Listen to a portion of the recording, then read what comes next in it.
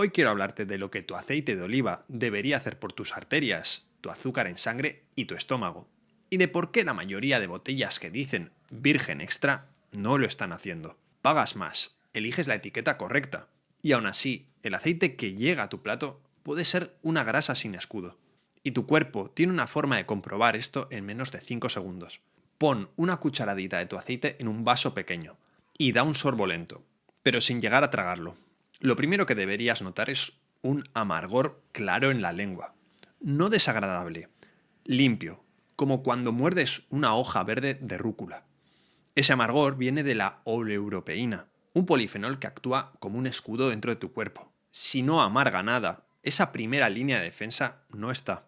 Después lo tragas y en la garganta debería aparecer un picor, una especie de cosquilleo que incluso puede hacerte toser. Yo lo noto en la zona media de la garganta, como un ligero ardor que dura unos segundos.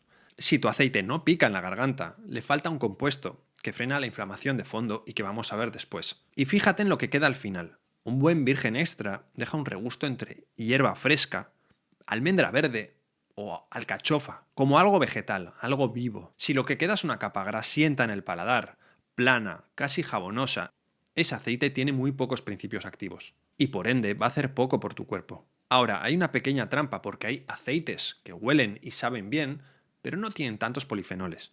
Y es que en las almazaras donde se procesan aceitunas dañadas o recogidas del suelo, el aceite sale con defectos, olores rancios, sabores avinagrados, colores turbios. Nadie lo compraría así. Por eso se refina el aceite.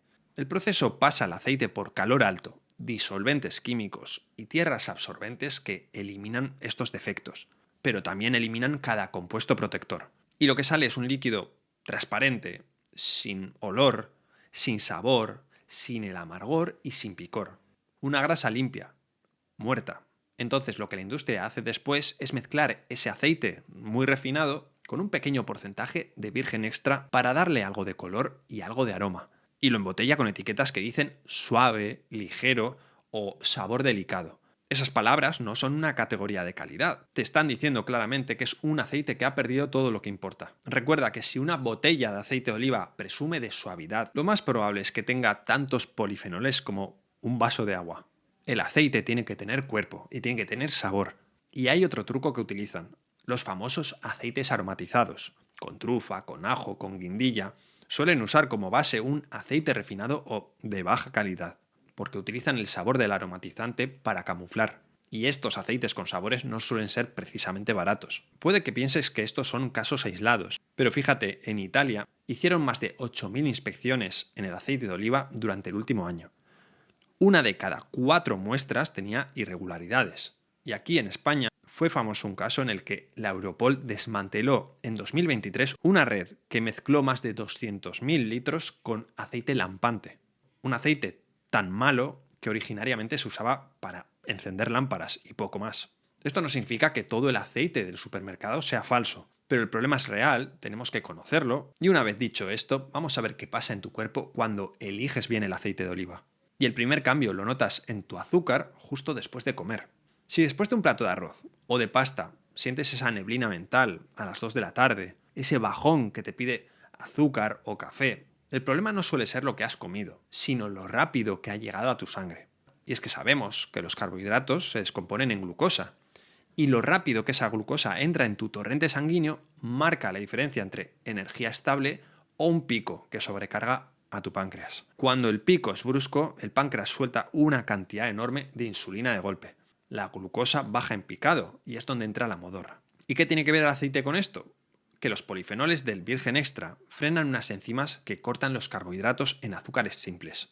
Es decir, hacen que la glucosa no entre de golpe, hacen que gotee. Y ese goteo le da tiempo a tu páncreas para responder sin sobrecargarse. De hecho, algo tan sencillo como añadir una cucharada generosa de aceite a un plato de legumbres o de verduras con arroz ya va a cambiar la curva del azúcar de esa comida. Pero el aceite hace un segundo trabajo. Las vitaminas A, D, E y K, las liposolubles, necesitan grasa para cruzar la pared de tu intestino.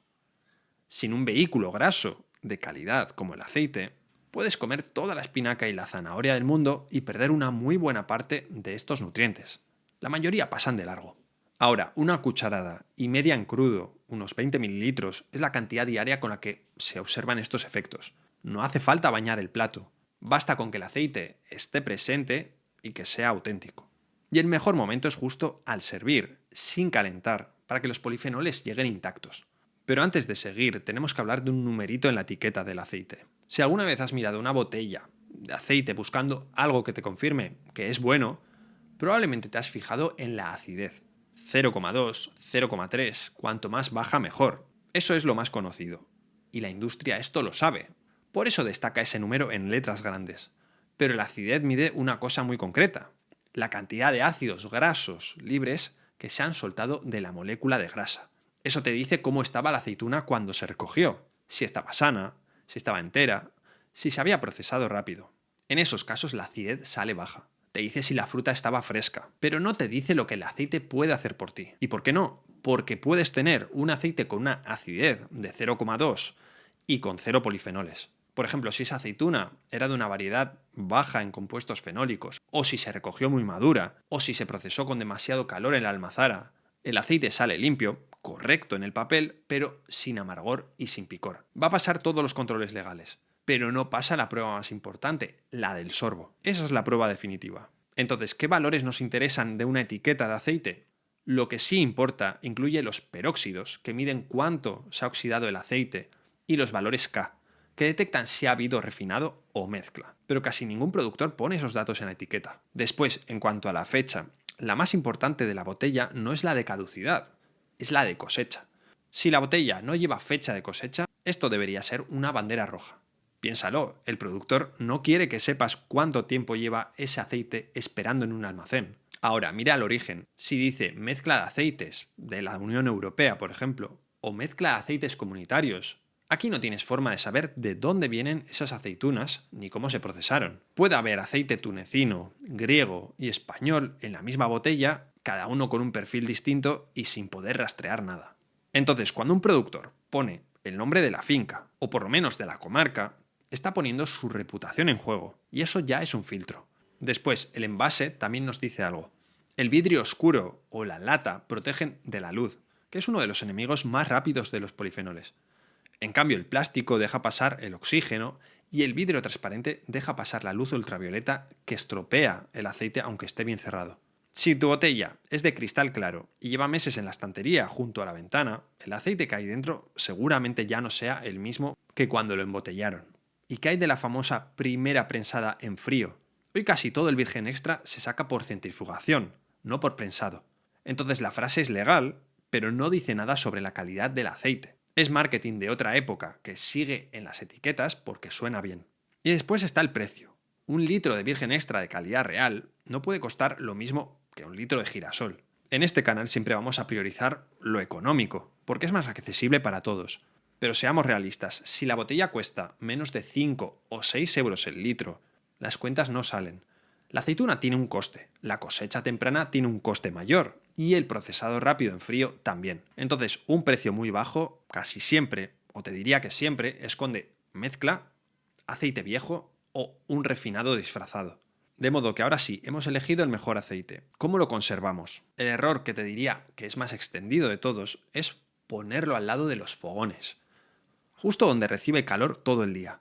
Otro muy habitual es dejarlo en la encimera junto a la ventana y después incluso reutilizar el aceite para la siguiente comida. Entonces, aquí el calor excesivo es el primer problema.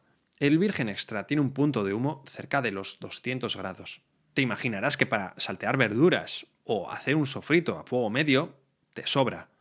Pero si subes el fuego hasta que el aceite humea o lo usas para freír, los polifenoles se van a destruir y las grasas empiezan a oxidarse. Ahí aparecen compuestos que hacen justo lo contrario de lo que buscas. Alimentan la inflamación en lugar de frenarla. Y los otros destructores son la luz y el oxígeno, que también hacen su trabajo en contra. ¿Y cómo sabes si tu aceite se ha puesto rancio? Porque el olor cambia. Pasa de hierba fresca a cera, a lápiz de colores, o como a nuez vieja. Y el sabor pierde toda personalidad. Muchas personas no lo detectan porque el cambio es gradual. Se acostumbran al sabor plano y creen que así sabe el aceite de oliva. Pero no. Así es como sabe un aceite que ha pasado al otro lado, de antioxidante a prooxidante.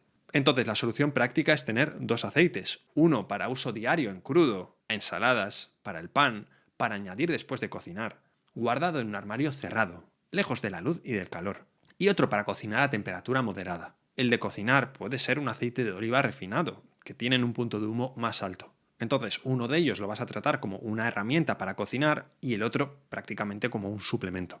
Y si vas a cocinar con él, hay dos reglas rápidas. Nunca utilices el aceite de oliva después de freír, porque cada ciclo de calentamiento lo estropea más. Y dos, trata de terminar la botella abierta antes de los 2 meses. Después, hay una pregunta que se lee bastante en comentarios, que es ¿qué variedad de aceituna elegimos? Porque no todas protegen igual. La picual es la más cultivada en Europa. Casi la mitad de la producción de España viene de ella. El aceite sale intenso, con amargor marcado y un picor largo. Y tiene algo que la distingue, que es una de las variedades con más polifenoles y más ácido oleico, lo que hace que aguante mucho sin oxidarse. Si vas a cocinar con virgen extra, esta es una de las opciones más seguras. Y en crudo es como un trago de protección concentrada. No es suave, pero tampoco pretende serlo. Después, al otro lado del Mediterráneo, en Grecia, está la Koroneiki, una aceituna pequeña pero con una potencia grande. Y este aceite huele a hierba cortada, a tomate verde y pica bastante. En este los niveles de polifenoles suelen ser altos. Y para quien busca un efecto antiinflamatorio y antioxidante en la cucharada diaria de crudo, esta variedad puede rendir bastante. Entonces, ¿qué pasa con la arbequina? Que el aceite es más suave, más afrutado y con notas de almendra o de manzana. Pero ya lo hemos visto, si es menos amargo, si es menos picante y si es más fácil de tragar, va a ser menos potente en polifenoles. Eso no la hace mala, pero la hace diferente. De hecho, si a alguien no le gusta el virgen extra porque le resulta demasiado fuerte, la arbequina puede ser una puerta de entrada. Ahora, te hablo sobre todo de España y de Europa, porque incluso si me ves de Centroamérica o de México, el principal exportador a estos países sigue siendo España. Aunque van ganando terreno los productores sudamericanos. Chile, Argentina hacen muy buen aceite y al final es un producto de más proximidad. Y este aceite español, que viene mucho de Jaén, es muy estricto en su producción. En estos pueblos donde la picual lleva siglos dominando el paisaje, he atravesado esta zona viajando y desde luego es un espectáculo. Ahí empiezan la molienda antes del amanecer para procesar la aceituna en las horas más frías. Y ese detalle, el tiempo entre la recogida y la extracción, afecta más a los polifenoles que incluso la propia variedad. Y todo esto de los polifenoles es muy útil para muchos beneficios, pero hay uno concreto que ha ganado bastante fama y que es un hallazgo relativamente reciente.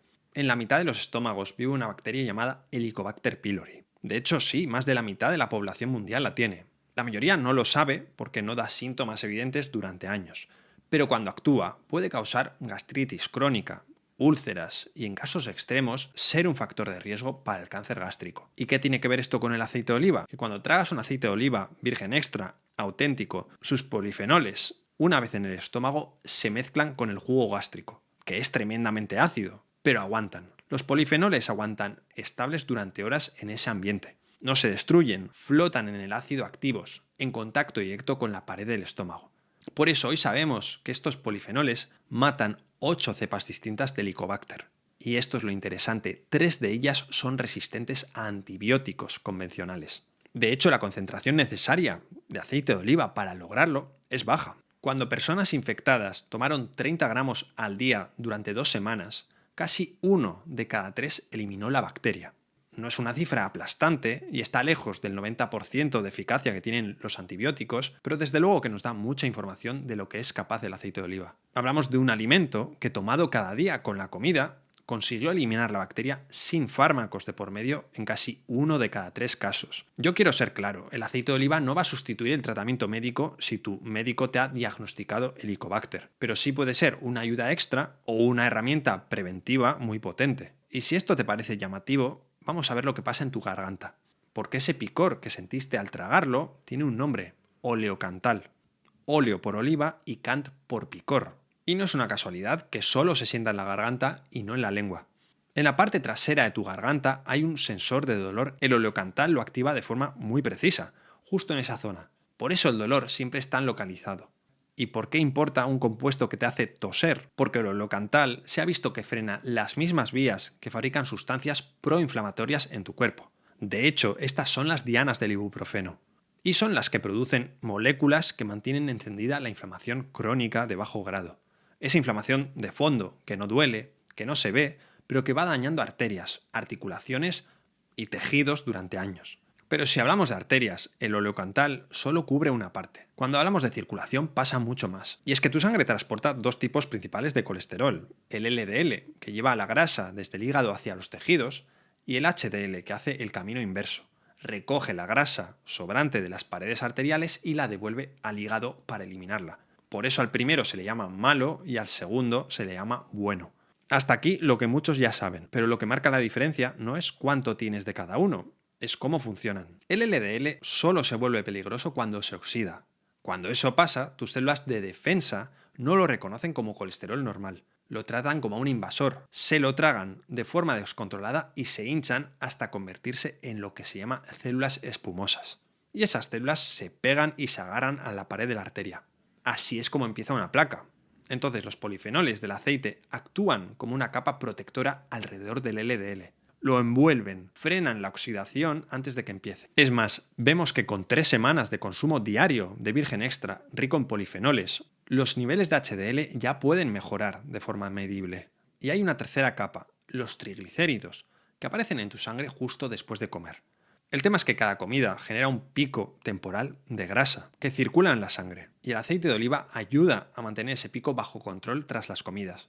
Ahora, mucha gente habla de el precio, porque el aceite de oliva virgen extra no es algo económico. Pero esto solo es cuando se utiliza para cocinar. Si lo tomamos como si fuera un suplemento, un litro de virgen extra de calidad real cuesta entre 8 y 15 euros según el origen.